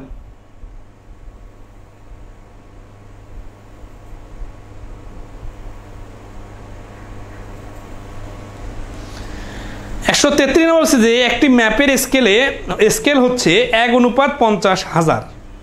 ম্যাপের 3 সেন্টিমিটার লাইন কত দূরত্ব হবে এবং 2 কিলোমিটার দূরত্ব ম্যাপে কত দেখাতে হবে, ঠিক আছে। আচ্ছা, তো এটা কিন্তু কোনো কঠিন কিছু নাই।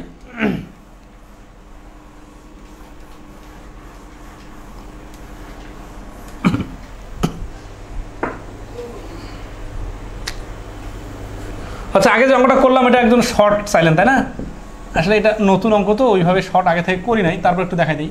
আমরা এইভাবে শিখছিলাম কি, প্রথমটার শেষটা গুণ করলে যা হয় মাঝখানে 2টা গুণ করলে তা হয়। তার মানে x cube root 2 equal to 7 into cube root 4, তাহলে এই কিউব রুট 2টা এইখানে নিয়ে দিলাম, ঠিক আছে।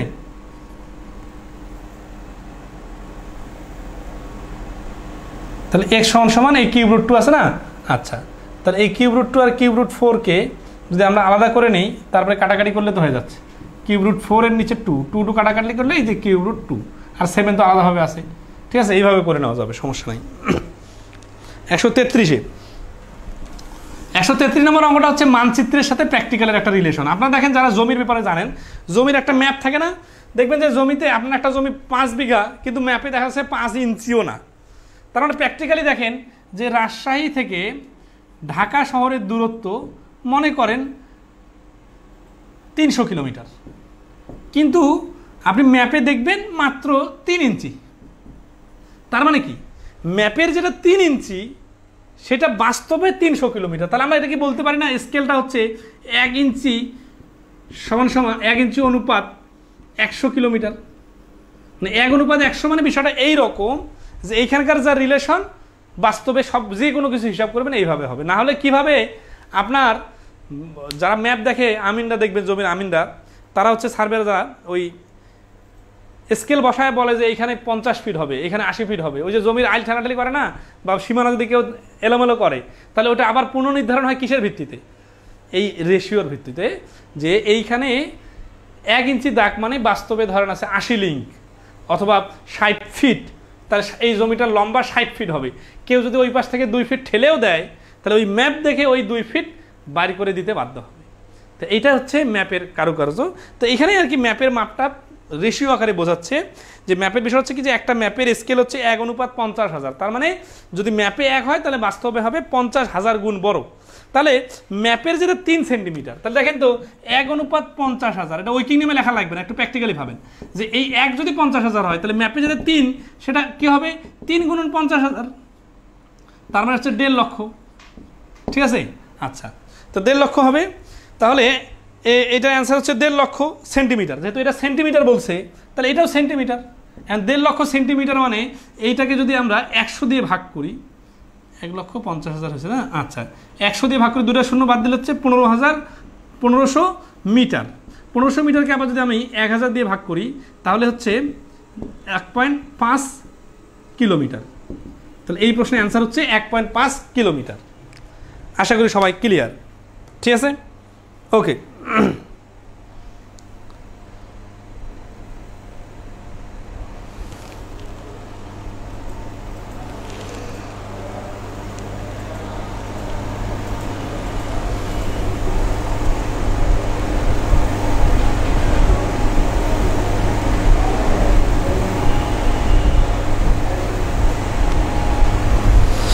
একশো 34 নম্বর অঙ্কটা একইভাবে সবাই কি ক্লিয়ারলি ধরতে পারছেন বলেন। 133 নম্বর অঙ্কটা,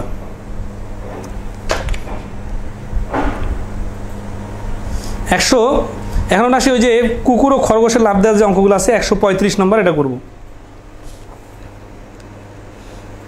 এগুলো কিন্তু পরীক্ষা এখন আর ওইরকম আসে না, আগের পুরাতন পরীক্ষাগুলো আসতো, ঠিক আছে। জাস্ট 2-1টা দেখা দিই আর কি। 135 নম্বর অঙ্কটা দেখেন, বলছে একটা কুকুর একটা খরগোশকে ধরার জন্য তাড়া করে। ও এসআই শফিক বলছে এবং এর পরে কি বলেছে, সেটা কাহিনীটা একই। এখানে 2 কিলোমিটার বলা আছে না, 2 কিলোমিটার মানে হচ্ছে 2000 মিটার, মানে হচ্ছে 2000-এর সাথে 100 গুণ করলে 2 লক্ষ সেন্টিমিটার। এই 2 লক্ষ সেন্টিমিটার যখন আসলাম, তাহলে এবার 50,000 সেন্টিমিটারে যদি 1 মিটার হয়, তাহলে 2 লক্ষ সেন্টিমিটার হবে 2 লক্ষ সেন্টিমিটার এই পাশে হবে 4 সেন্টিমিটার। তার মানে বাস্তবে যেই রাস্তাটা 2 কিলোমিটার, ওইটা ম্যাপে দেখাবে 2, মানে ওটা বাস্তবে হচ্ছে 2 লক্ষ সেন্টিমিটার। 2 লক্ষ সেন্টিমিটার মানে 4 সেন্টিমিটার হবে ম্যাপে। আগের প্রশ্নটা আর কি, 3 সেন্টিমিটার 2 কিলোমিটার এক না, 3 সেন্টিমিটার হচ্ছে, দুটো আলাদা আলাদা প্রশ্ন বলা আছে, আপনারা উল্টাপাল্টা করে ফেলতেছেন। আগের প্রশ্নটাতে মামা দেখেন তো, আগের প্রশ্নটাতে হচ্ছে কি যে 3 সেন্টিমিটারটা ম্যাপে দেখাবে 3 সেন্টিমিটার, বাস্তবে হবে 1.5 কিলোমিটার। আর বাস্তবে যেটা 2 কিলোমিটার, সেটা হচ্ছে ম্যাপে হবে 1 সেন্টিমিটার। এই 1 সেন্টিমিটার কীভাবে হবে, এটার কনভার্টটা দেখাই দিলাম। 2 কিলোমিটার মানে 2000 মিটার, 2000 মিটার মানে হচ্ছে 2 লক্ষ সেন্টিমিটার। 50,000 সেন্টিমিটারে যদি 1 সেন্টিমিটারের সমান হয়, তাহলে 2 লক্ষ সেন্টিমিটার হবে 4 সেন্টিমিটারের সমান। আশা করি সবাই ক্লিয়ার। 135 নম্বর আসে, একটা কুকুর একটা খরগোশকে ধরার জন্য তাড়া করে। কুকুর যে সময় 4 লাফ দেয়, খরগোশ সে সময় 5 লাফ দেয়। কিন্তু খরগোশ 4 লাফে যত দূর যায়, কুকুর 3 লাফে তত দূর যায়। কুকুর ও খরগোশের গতিবেগের অনুপাত কত?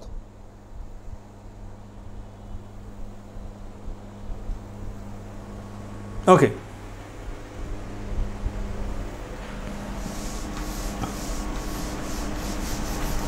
এই অঙ্কগুলো কি কাউকে খুব কঠিন লাগে নাকি?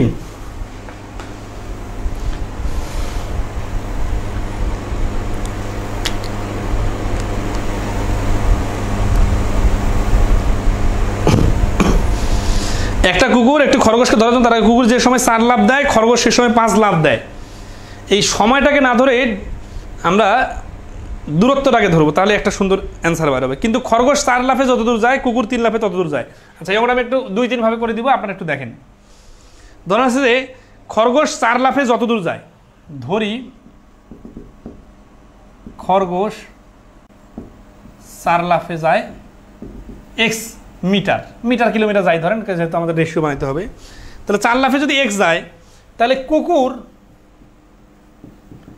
3 লাফে, কুকুরও x যাবে, কারণ এই 4 লাফে যতদূর যায় ও 3 লাফে ততদূর যায়। তাহলে খরগোশ 1 লাফে যায় x/4, কুকুর 1 লাফে যায় x/3। এইটা হচ্ছে ওদের লাফের হিসাব।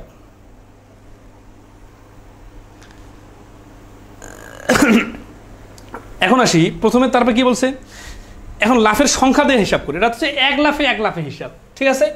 এখন প্রথম অংশটাতে আসি, একটা কুকুর একটি খরগোশকে ধরার জন্য তার আগে কুকুর যে সময় 4 লাফ দেয়, তাহলে দেখেন এও একটা সময় নিলাম, এরও একটা সময় নিলাম। মনে করি সময় হচ্ছে 1 ঘন্টা 1 ঘন্টা। তাহলে এই 1 ঘন্টায় 4 লাফ দেয় না, প্রশ্ন বলছে না যে কুকুর যে সময় 4 লাফ দেয়, তাহলে কুকুরের এই 1 ঘন্টায় 4 লাফ দেয়, আর খরগোশ 1 ঘন্টায় কত লাফ দেয়? 5 লাফ দেয়, 5 লাফ। তাহলে এই 4 লাফে কতটুকু যাবে? 4 লাফে যাবে x/4 গুণন 4। আর এখানে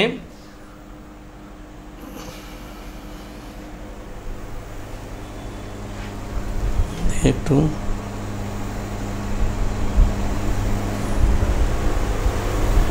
উপরে চার্জ আছে। কুকুর একটি খরগোশ কুকুর যে সময় 4 লাফ দেয়, এটা তো কুকুর একটা এই পাশে আসবে, ভুল হয়ে গেছে, মানে এখানে কুকুর আসবে 4 আর এখানে হবে 5। হ্যাঁ, এটা মিস্টেক হচ্ছিল। তাহলে 5 লাফে যায় 5x, আর এখানে হচ্ছে যে 4x/3। তাহলে আমরা যেটা রেশিও বানাই 4x/4 অনুপাত 4x/3, তাহলে 3 আর 4 লসাগু 12, তাহলে এখানে 12 গুণ আর এখানে হচ্ছে 12 গুণ, তাহলে 4 দ্বারা করলে 3 আর এখানে 3 দ্বারা করলে 4, x কাটা 15 অনুপাত 16। আচ্ছা, এটা একটু বিস্তারিত করে দিলাম, আমি শর্টকাটও দেখাই দিব, সমস্যা নাই।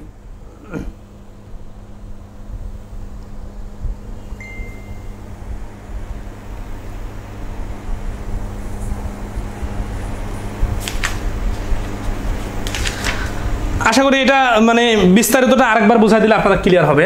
এখানে হচ্ছে কি লাফের সংখ্যাটা আমরা পরে কাউন্ট করতেছি, আগে লাফের দূরত্বটা নিয়ে আসলাম সমান সমান, তারপর হচ্ছে এই 1 লাফে যায়, এই 1 লাফে যায়। এখন এই 5 লাফে যেহেতু যায়, তাহলে এই 5 লাফে যাবে এতটুকু, আর এই 4 লাফে যাবে এতটুকু।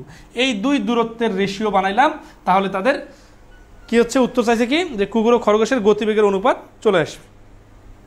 এটার শর্টকাটটা কীরকম? শর্টকাটটা হচ্ছে 4:5 আর 4:3 হচ্ছে সমান সমান, তাই না? 3:4 সমান সমান। তাহলে দুটো অনুপাত যদি এরকম সমান সমান হয়, তাহলে আমরা কি জানি যে এই প্রথমটার শেষটার গুণফল আর প্রথমটার মাঝখানেরটার মানে দ্বিতীয়টার মাঝখানেরটার গুণফলের সমান হয়, ঠিক আছে? তার মানে 16 আর 15, ঠিক আছে? আচ্ছা, এখন উত্তর কি চাইছে? উত্তর চাইছে 16:15। ও আচ্ছা, এইখানে একটা মিস্টেক হয়েছিল। কীরকম? উত্তর কি চাইছে মানে কুকুর ও খরগোশের গতিবেগের অনুপাত কত, মানে কুকুরটা আগে চাইছে, এই জন্য যেটা আগে এটা লেখা যাবে না, মানে লেখার সময় এইভাবে লিখতে হবে কুকুর অনুপাত খরগোশ, কারণ এখানে অনুপাতের সিরিয়ালটা ঘুরাই দিলেও অ্যান্সার আলাদা চেঞ্জ হয়ে যাবে। তাহলে এটা তো হচ্ছে কুকুর, তাই না? কুকুরটা আগে লিখবো 4x/3, আর খরগোশটা হচ্ছে পরে 5x/4, নাহলে উল্টা হয়ে যাবে। 4 আর 3 লসাগু 12, তাহলে এখানেও 12 গুণ, এখানেও 12 গুণ, তাহলে এখানে কাটাকাটি করলে হচ্ছে 16 x কাটা, আর এখানে কাটাকাটি করলে হচ্ছে 15, তাহলে 16:15। এই প্রশ্নটার অ্যান্সার হচ্ছে 16:15, ঠিক আছে? আচ্ছা,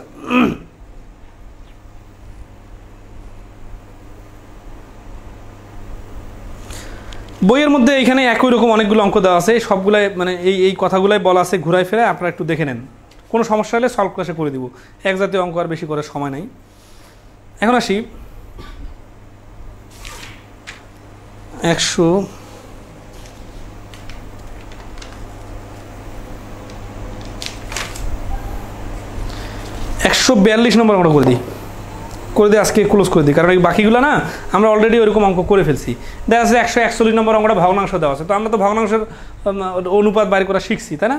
142 নম্বর অঙ্কটা দেখেন, বলছে ধান ও ধান থেকে উৎপন্ন চালের অনুপাত 3:2, গম ও গম থেকে উৎপন্ন সুজির অনুপাত 4:3 হলে সমান পরিমাণের ধান ও গম থেকে উৎপন্ন চাল ও সুজির অনুপাত বের করুন।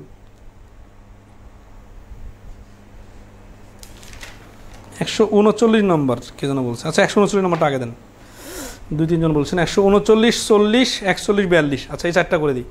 139 নম্বর হচ্ছে একটা কুকুর একটি খরগোশকে ধরার জন্য পিছন ছুটল, খরগোশ তার 30 লাফ আগে ছিল।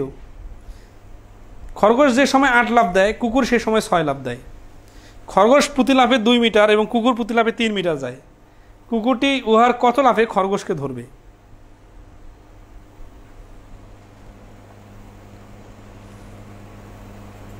তাহলে 139 নম্বর আমরা তো সুন্দরভাবে ঐকিক নিয়মে করা যাবে, কারণ প্রশ্নে তো সুন্দরভাবে কুলুগুলো দেওয়া আছে।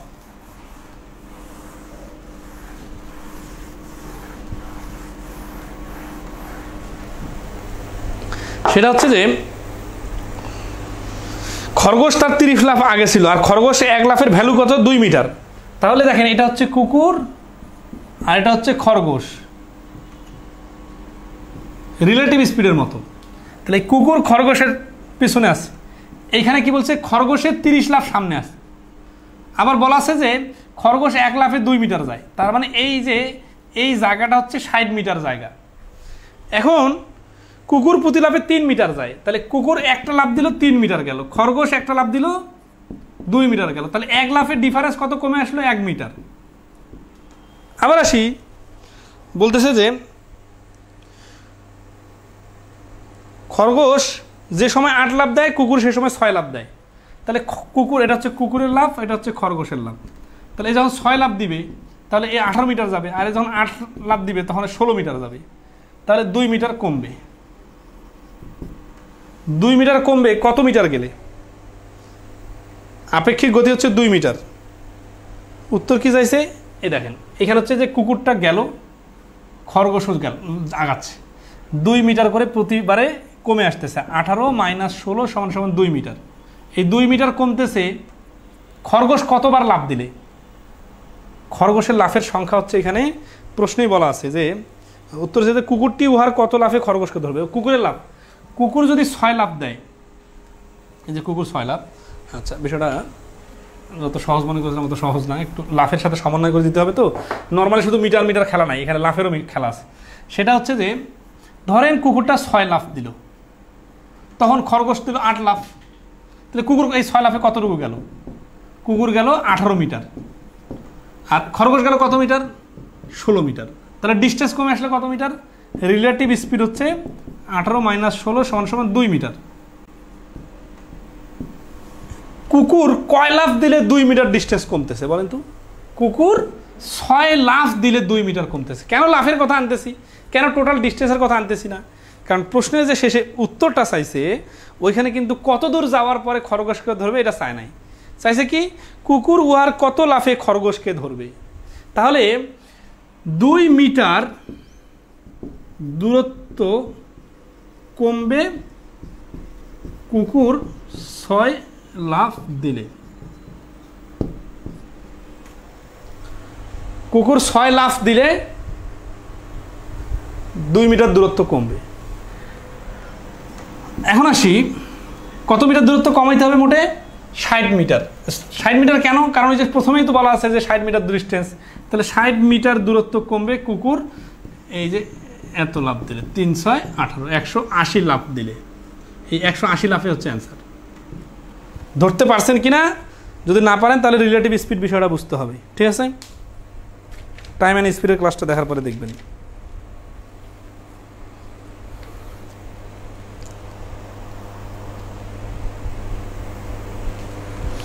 140 নম্বর অঙ্কটা যারা পারতেছেন না, খন্দকার আব্দুল বারি বলছে এবড়ো থেবড়ো বুঝতেছি ভাই। এবড়ো থেবড়ো বুঝতেছেন কারণ এই রকমের অঙ্ক সারা জীবনে একটাও করেন নাই।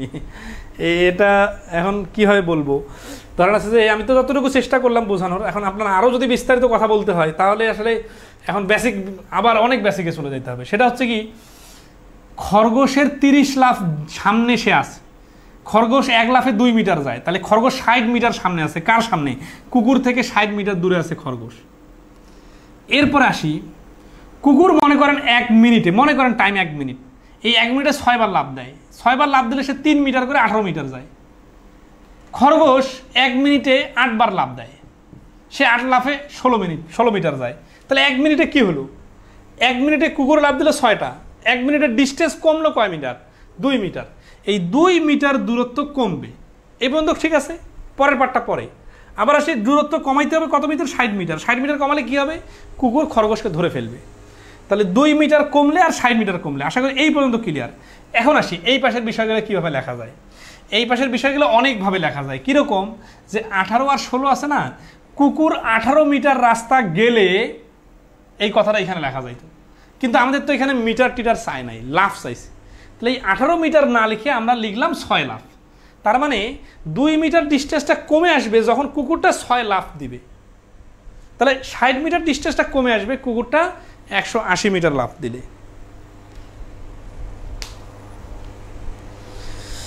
140 নম্বর অঙ্কটা করে দেওয়ার কোনো কাহিনী নাই। 140 নম্বরে দেখেন, কারণ কি, যে এই টাইপের অঙ্ক আমরা ওই যে 2টা অনুপাতকে 1টা অনুপাতে কনভার্ট করার যে টেকনিক, ধারাবাহিক অনুপাত, ওইখানে শিখছি। তো ওইখানে যদি শিখি তাহলে এখানে যে এই যে ক খ গ ঘ চারজন আছে না, ক খ এর একটা অনুপাত দেওয়া আছে, খ গ এর একটা অনুপাত দেওয়া আছে, আর ক খ গ এর একটা অনুপাত দেওয়া আছে। তো এগুলো সবগুলাই মিলে ক খ গ অনুপাত বানাইতে হবে। তো ক খ গ অনুপাত যখন বানাবো তখন প্রথম থেকে যে বেসিক অঙ্কগুলো করে আসতেছি যে 300 টাকা ভাগ করে দিতে হবে, ওটা তো তখন এমনি দেওয়া যাবে, চারটা অনুপাত যখন সমান হয়ে যাবে।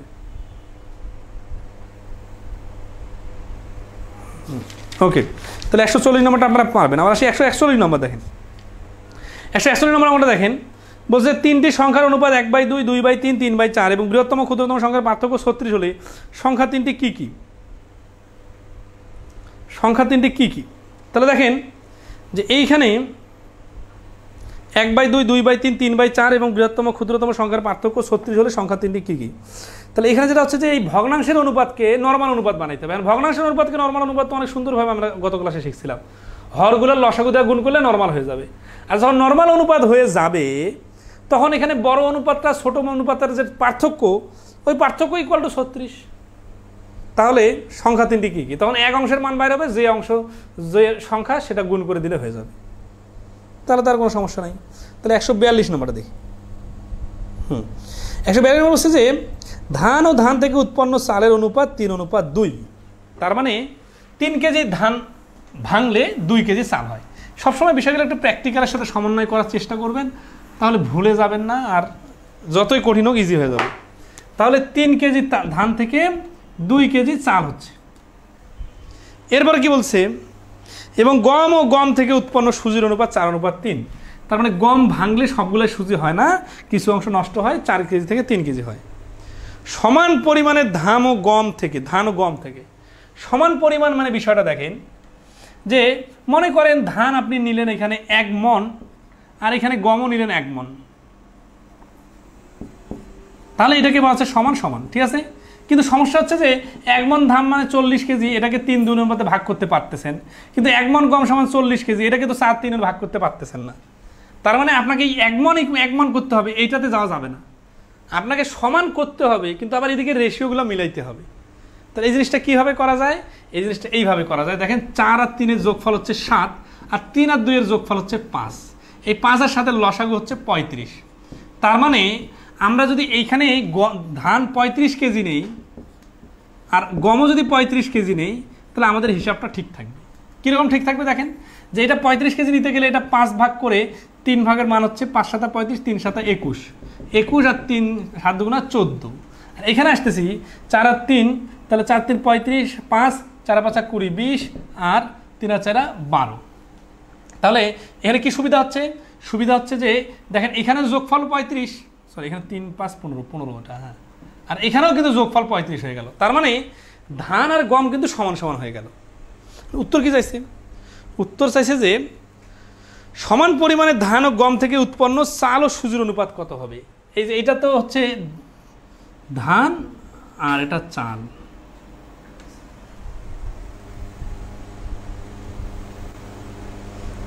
আর এটা হচ্ছে গম। ও এটা মিস্টেকটা অন্য জায়গা হচ্ছে, এটা মিস্টেক হয়ে গেছে, এখানেই তো ধান, এটা তো ধানের 2টা উপাদান না, এই একটাই তো উপাদানে ধান, ঠিক আছে। এই 3 আর 4 এর লসাগু করতে হবে। আচ্ছা আসি, 3 আর 4 এর লসাগু করতে হবে, কারণ এটা যোগফলের লসাগু করার দরকার নেই, ভুলে গেছে, সরি। সেটা হচ্ছে যে এই ধান আর চাল তো একটা উপাদান, এটার বড় উপাদানটা না, এখানে হচ্ছে এইটাই তো ধানে একটা উপাদান। তার মানে এই ধান আর গম সমান করতে গেলে তো এই 4 আর 3 এর লসাগু করলে হয়ে যাচ্ছে, মিস্টেক হয়ে গেছে। তো যাই হোক, এটা হচ্ছে 12, এটা 12, এই দুটাকে 12 করতে যে আমি এখানে 4 গুণ করছি, তাহলে এটা 4 দুগুণা 8, আর এটাকে 4 গুণ 12 করতে যায়, 4কে 12 করতে যায় কি করছি 3 গুণ করছি, তাহলে এটা হচ্ছে 9। তাহলে অ্যান্সার হচ্ছে 8:9। কারণ দেখেন এটা হচ্ছে ধান আর এটা হচ্ছে চাল, আর এটা হচ্ছে গম আর এটা হচ্ছে সুজি। তাহলে এই চাল আর সুজির অনুপাত চাইছে, তাহলে 8:9 হচ্ছে এই প্রশ্নের অ্যান্সার। 142 নম্বর অঙ্কটা দেন, কি বলতেছে?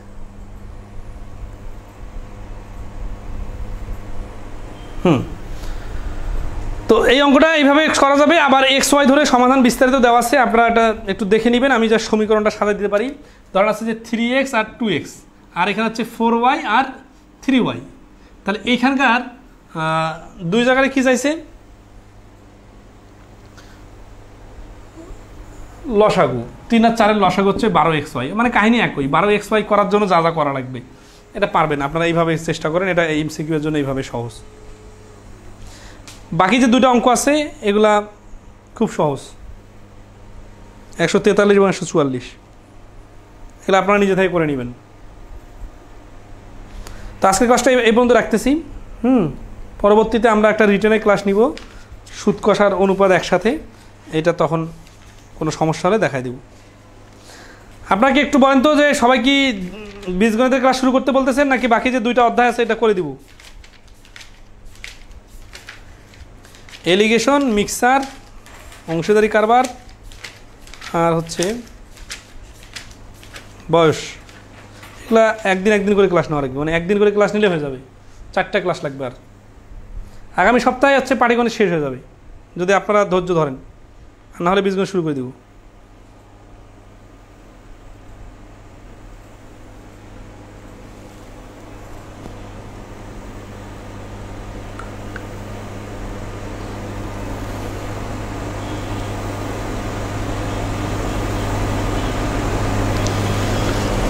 আগামী সপ্তাহে ক্লাস করলে শেষ হয়ে যাবে।